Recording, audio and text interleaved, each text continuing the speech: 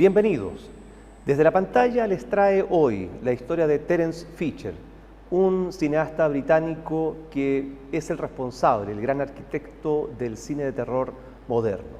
Para conversar sobre él nos encontramos con Patricio Alfonso, escritor, licenciado en Filosofía de la Pontificia Universidad Católica de Valparaíso, autor de libros como Drácula frente al espejo, El closet de Pandora y Circo de Medianoche, que está por aparecer. Patricio, bienvenido a Desde la Pantalla y gracias por compartir tu pasión por el cine de terror, pero principalmente por la Hammer y Terence Fisher. Muchas gracias por estar acá. Siempre es un placer poder hablar sobre el maestro Terence Fisher y sobre las películas de terror de la Hammer, ¿no? Que son algo así como mi sangre materna, ¿no? Entonces, es un agrado poder compartir esto.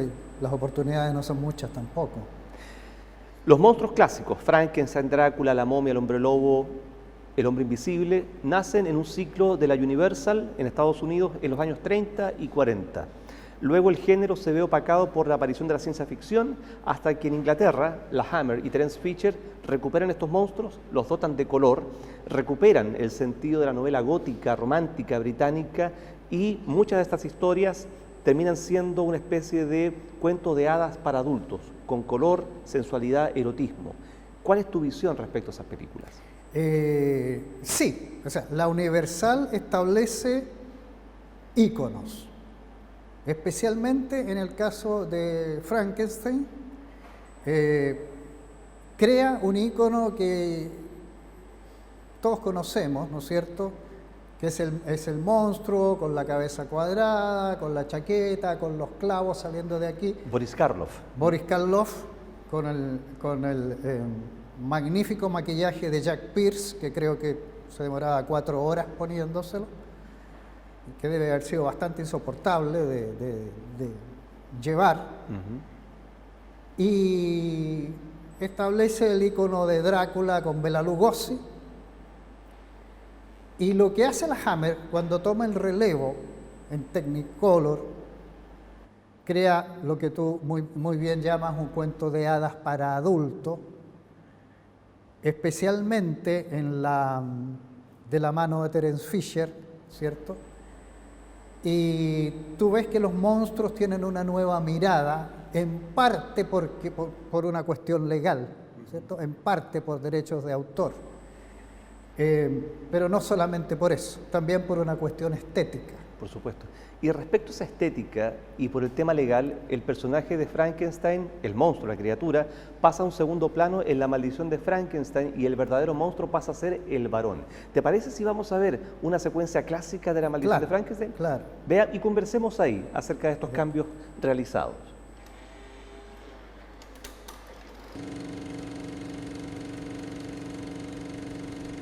If you help me, Paul, I promise that once I prove my theories, I'll dispose of this creature. How long will that take? A month, 2 at the outside. Have that thing alive up there all the time. No, Victor. If you don't help me, Paul, then I make no such promise. Somehow I'll manage on my own. However difficult, I'll do it. And when I've succeeded, I'll introduce Elizabeth to the world of science and see how she likes it. You'd never There is dare. nothing, do you hear me, nothing more important to me than the success of this experiment. It's what I've worked for all my life. All right, Victor. I'll help you.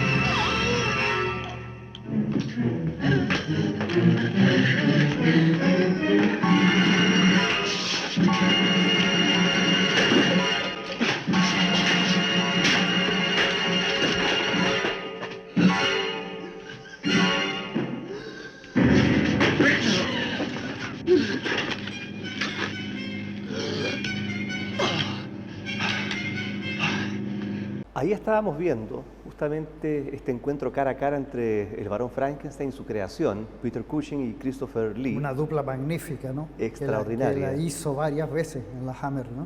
Sí, muchas películas durante prácticamente cerca de 20 años estuvieron trabajando ahí. Por un tema de derechos, como tú comentabas, la Hammer no puede copiar ni el maquillaje ni los argumentos de la serie de Universal y tiene que empezar a, Afortunadamente. por suerte, mirar un poco hacia la novela y empezar a crear, ¿no? Su propia Este monstruo mitología. es mucho más patético, ¿no? Ya no es no lo digo peyorativamente, pero ya no es el juguetito de la Universal, ¿no? El monito que uno pone en la mesa. Esta es una criatura que uno como que le ve los costurones, las desgarraduras, como que se pudiera desarmar en cualquier momento, ¿no? Y además que la prestancia física de Christopher Lee, un hombre que medía más de 1,90 m. 1,92 m. 1,92 m, ¿no? La precisión. Sí. Esta película es del año 57, ¿no? Sí. O sea, si tú ves en pantalla a Peter Cushing, que se ve más bajo que Christopher Lee, toma en cuenta que Peter Cushing medía 1,82 m. Claro. Y aún así se veía más pequeño, un tipo... Ahora yo creo, puede ser una opinión personal, que este es el mejor barón Frankenstein del cine hasta hoy. Sí. Y la suerte es que pudo hacerlo en 6 películas distintas, ¿no? Exactamente. 5 de ellas. Eso es una de las diferencias importantes que tiene la Hammer con la Universal, las sagas. Porque, como vamos a ver después en el caso de Drácula, esta es una versión de la novela, pero todas las demás son secuelas. Por supuesto. ¿Te parece, ya que hablaste de Drácula, veamos las secuencias clave del horror de Drácula, la primera aproximación de Fischer al tema del vampirismo? Por supuesto. Vamos.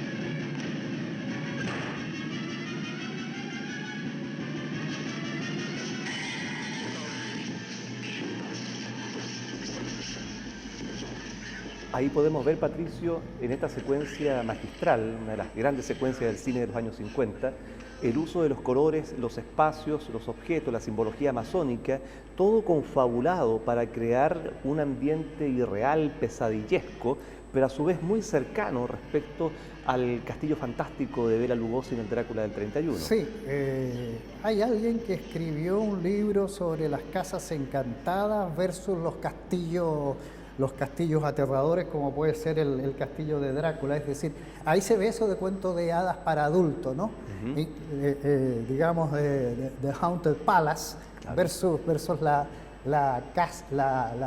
casa de la princesa, o el castillo de la princesa de las Mil y una Noches, de la Bella Durmiente, sí, ¿no? Es como una versión inversa de lo mismo, ¿no? Alguien escribió un ensayo, Bernard Labourdet escribió un ensayo que se llama La literatura gótica como literatura de castillos. Muy interesante.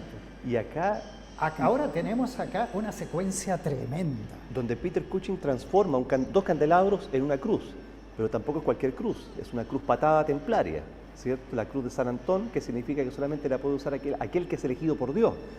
Con esta simbología de por medio que pasa solapadamente frente a las narices del espectador, es difícil darse cuenta y tomar el peso al verdadero sentido que hay detrás del relato.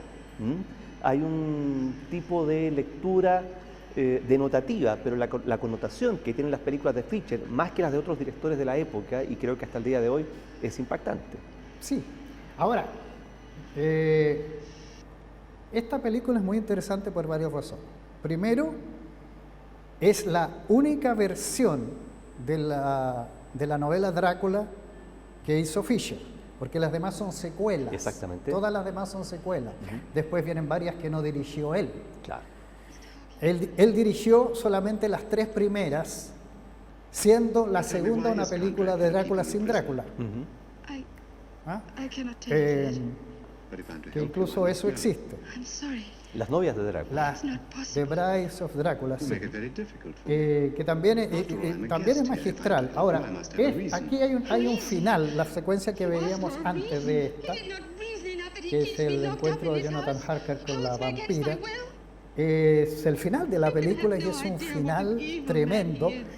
Está como sipiada toda la historia de la novela. Fíjate que la novela de Stoker, además de ser una novela de terror, es una historia de viajes. Es epistolar.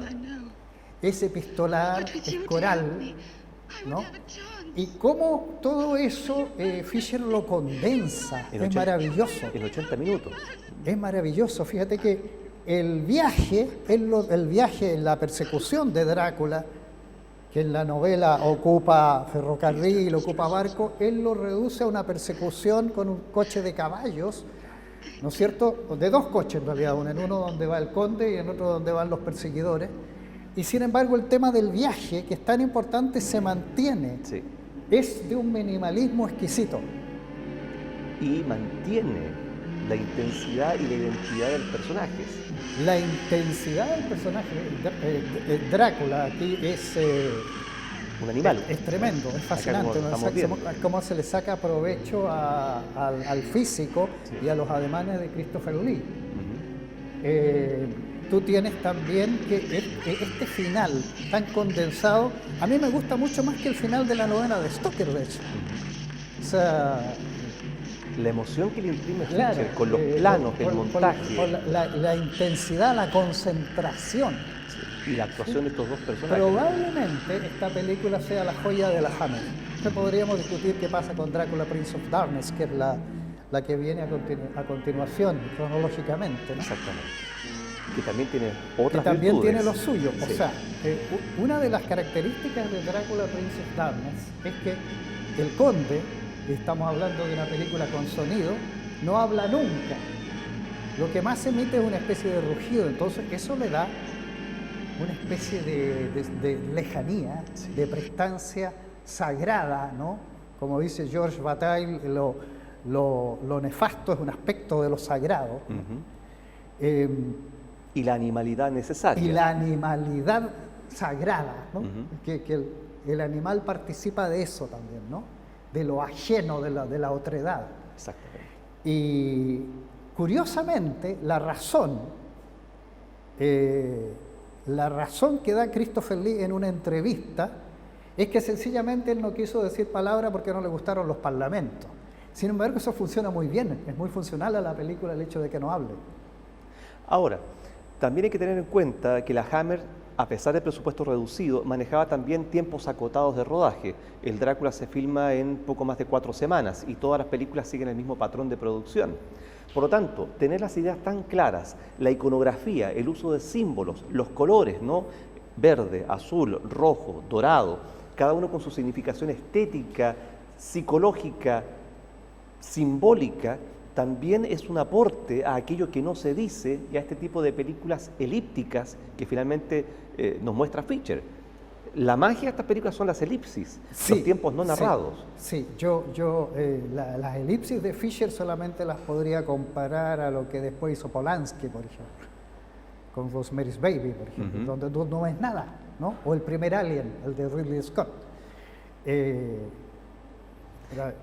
donde lo que no se muestra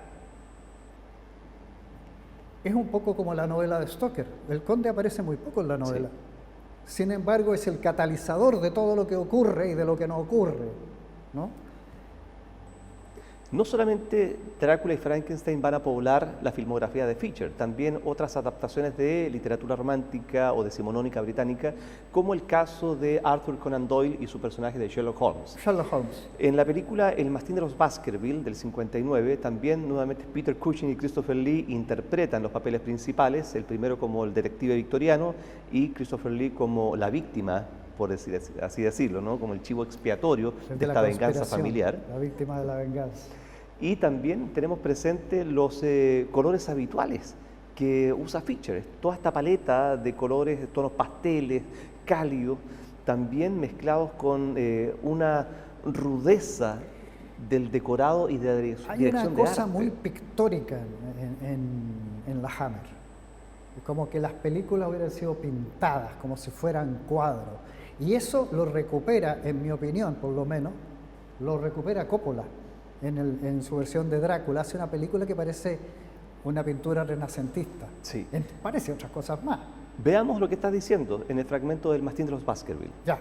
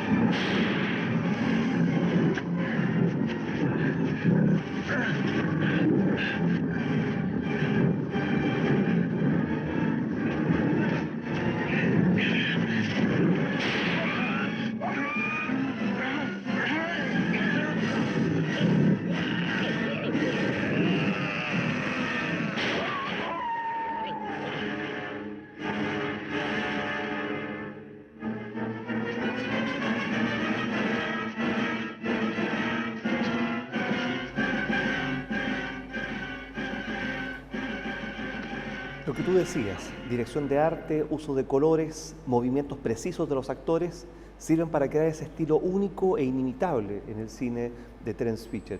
Pero también hay otro tema, aparte del estético, y que es el religioso. ¿Qué pasa con la figura de Dios?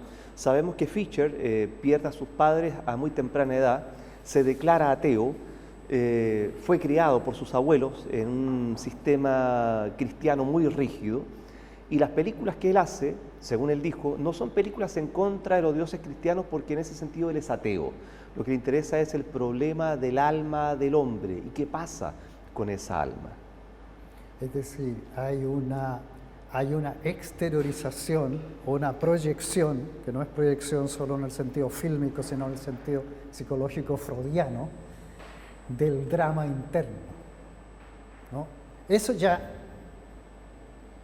ya está de alguna manera en gran parte del horror contemporáneo. De hecho hay opiniones, estudios sobre la novela de Stoker, Drácula, donde se dice que el alter ego de Jonathan Harker es el conde, ¿no? Dice, bueno, también podríamos decir que el alter ego de Drácula es Van Helsing. Acá tú tienes a un Sherlock Holmes enfrentado a ese problema, donde no es menor la presencia femenina, ¿no? El problema una visión de la mujer que es muy dramática, que es muy intensa y que tiene mucho que ver con ese conflicto, ¿no? entre el alma del hombre como escindida, y como escindida desde los inicios, como diría Catwoman mucho después, en una película muy posterior, ¿no? O sea, eso es muy interesante, especialmente aquí. Y que también es herencia... Especialmente aquí. Claro, y es herencia de la literatura romántica, ¿no? La mujer demonio y la mujer ángel, que van a estar presentes en la filmografía de Fisher. Sí, que es básicamente alguien pasivo. Es la heroína del folletín, que lo va a tomar Sade en Justine, por ejemplo, ¿no? Que es una persona que más que hacer cosas, le pasan cosas. Tenemos que, a ver, ¿qué tiene que ver esto con la fatalidad? Es decir, ¿cuál es la diferencia entre hacer algo y que a ti te pase algo? Entonces, o sea, el destino, Sí. ¿existe el destino?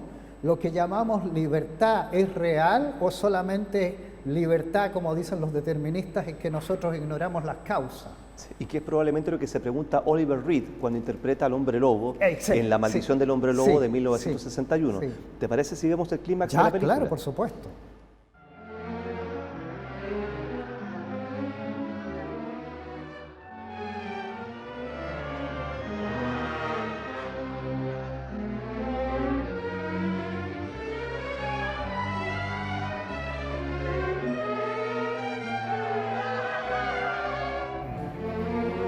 Acá el padre adoptivo de León, que es el personaje de Oliver Reed, tiene que matar con la bala de plata para acabar con esta maldición. El único error de este niño fue haber sido producto de una violación y haber nacido la noche de Navidad, ¿no? Una clara alusión contra la ritualidad y la liturgia católica, ¿cierto? Y los designios, ¿eh? Las maldiciones impuestas desde la religión hacia aquellos que no pueden elegir su destino. Sí, o sea, el regalo envenenado, ¿no? O sea, porque el libre albedrío es un regalo envenenado, o sea, es como la libertad que te da alguien que te pone una pistola en la cabeza. Tú tienes la opción de que te disparen, pero no tienes otra. Exacto. O aceptas las condiciones del asaltante y te disparan. Ese es el regalo envenenado que hemos recibido, ¿no? Y del cual más cual menos estamos todos contaminados, ¿no? Con la culpa. Y decíamos, con la culpa de quien no tiene ninguna culpa, como el hombre lobo, ¿no? Entonces, ahí de nuevo aparece el tema este del destino, de lo fatal, ¿no? Que, claro, a veces hay un aprovechamiento de esto del destino y se hablamos de naturalización. Cuando decimos que ciertas cosas ocurren porque son así, y en realidad son así porque son el producto de las decisiones de alguien, ¿no? Como decía Bertolt Brecht, no señora, si no es Dios, sino no es Dios, no son los astros, no es ni el destino. Lo que le pasa a usted tiene un culpable con nombre, apellido y dirección. Este caso es todo lo contrario. Este caso es todo lo contrario, es decir, estamos con el oxímoron que significa un inocente maldito. Exactamente. ¿Cómo puede ser inocente si es maldito y cómo puede ser maldito si es inocente? Dímelo tú. ¿Ah? ¿Y cómo alguien puede ser elegido por la palabra de Dios para ser designado como Mesías, como portador de una verdad? Ese es el otro tema que está presente quizás en la película que más define a Fincher como hombre y con sus creencias, ¿no?, frente al mundo. El fantasma de la ópera, una maravillosa adaptación del 62. Vamos a ver unos fragmentos.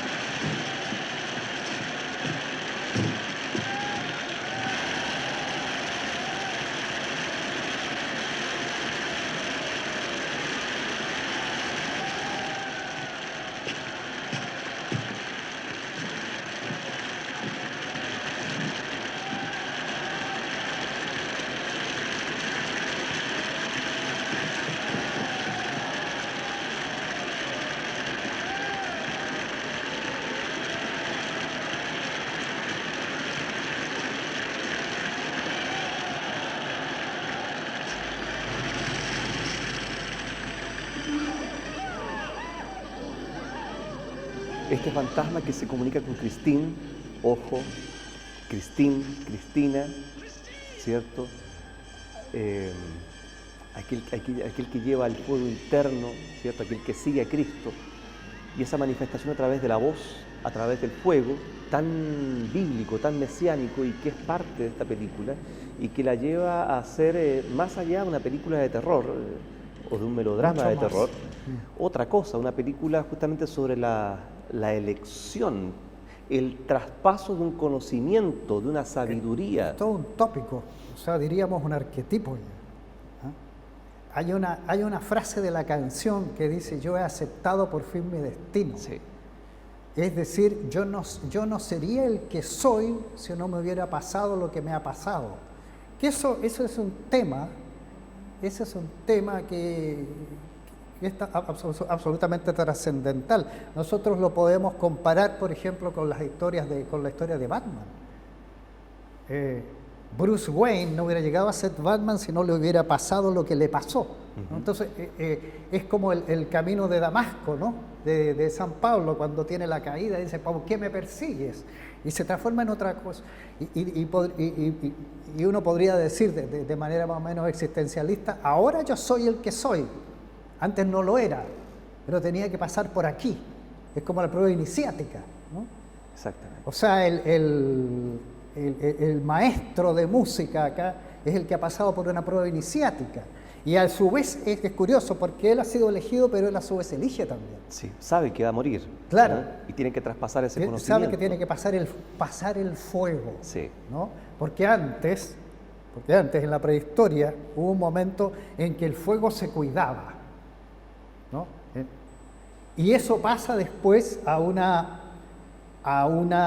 cuestión simbólica que todavía perdura, porque todavía están los sagrarios con el fuego prendido en las iglesias, porque hubo una época que si el fuego se apagaba, nadie sabía prenderlo y tenía que ir a buscar donde hubiera caído un rayo y hubiera producido un incendio espontáneo. La comunidad Y dependía de después ello. pasa a lo religioso simbólico. Parece que siempre lo sacro parte por ser primero algo utilitario. Y cuando ya deja de ser utilitario, pasa a ser sacro y simbólico. En el caso del fuego, porque ya en el tiempo de las vestales ya todo el mundo sabía hacer fuego ahí, ¿no? Ujú. Y si Entonces, vemos con... ese fuego que se transmite ya no tiene un carácter utilitario, tiene el carácter simbólico, Sí. poético, sagrado. Y este fantasma que se descubre delante de toda la En gente el tema de la máscara, ¿no? recupera su identidad. Es riquísima esta película. es reivindicado Sí. como ser humano, como artista, con esa representación final. Y también las cruces que se ven al fondo, ¿no? Claro. A la izquierda del encuadre. Siempre los elementos religiosos en Fischer, donde se manifiesta el mal. Las cruces están a la izquierda del encuadre. Cuando en esa escena o en ese lugar se manifiesta el bien, las cruces o los crucifijos en las murallas están a la derecha del plano. Es decir, Fischer juega también con esta dualidad izquierda-derecha, arriba, Ahora, abajo. en este sentido, en este uso de esa simbología, y yo pregunto a mi vez, ¿no? ¿A ti te parece que el cine de Fischer es críptico? Totalmente. No he vuelto o no he visto a otro cineasta con tal riqueza espiritual, filosófica e intelectual en la historia del cine de terror, que maneje conscientemente esos símbolos a esos Porque el niveles espectador, crípticos. como que podríamos decir Va a entretenerse al cine. apresuradamente, el espectador no los ve. No, se va a entretener con la película, va a buscar el miedo, ¿Ah? el impacto. Entonces, ¿para qué él hace esto? Para que 50, pregunta 60 abierta, años ¿no? después estemos Una hablando de estas pregunta películas. abierta, ¿no? ¿eh? El artista, que conoce las profundidades del alma. Entonces, es extraordinario encontrarse con este universo donde, como te decía, izquierda, derecha, arriba, abajo, la anormalidad nunca comparte un nivel de suelo con la normalidad. Está más Drácula arriba o está más arriba abajo. o se duerme en la cripta, ¿cierto? Y Me también, acuerdo del Contrapicado, donde aparece Drácula, que parece un acantilado con la Por capa, supuesto. ¿no? El ruido de lo alto de la escalera. Sí. y el otro elemento es que Fischer también tiene un pudor al momento de mostrar a estos monstruos. Los deja entre sombras. La cámara hace un traveling, se acerca, pero pudorosamente guarda distancia, obligando al monstruo a salir de las sombras y presentarse. Esa es la marca, es la huella dactilar, el estilo ficheriano. ¿Mm? Ser amable con el monstruo. Hay ternura para los monstruos, ¿no? Por supuesto. Como dice, hay una colección Son- de libros. son más que se humanos. llaman- Son mucho más claros. Tú ves al Drácula de Murnau que camina como monstruo. Claro. Entonces, la monstruosidad es más interna acá, Exactamente. ¿no? Esos pasos que no suenan Exactamente. de Drácula, ¿no? Las pisadas de Jonathan Harker suenan en el castillo, las de Drácula no. Exactamente. Y hay para seguir conversando muchísimo más sobre este Muchísimo caballero, más, que sí. dejó muy poco texto escrito, muy pocas entrevistas, pero quizás hoy día logramos develar algo más de la filmografía y el estilo de Terence Fisher. Patricio, O por lo muchísimas menos gracias. entregamos elementos para la discusión, hasta para ser rebatido, que Por supuesto. bienvenido sea. Así que busquen las películas y véanlas. Hay mucho por descubrir. Por favor, véanla, sí. Gracias por acompañarnos, Patricio. No, gracias por estar aquí. Ha sido una conversación muy agradable y sobre un tema Que a ti te gusta y a mí también. que llevo, ¿no? Alguna vez quedé así. Ujú. Y en cuanto a ustedes, los esperamos en una próxima edición. ¿Dónde? Desde la pantalla.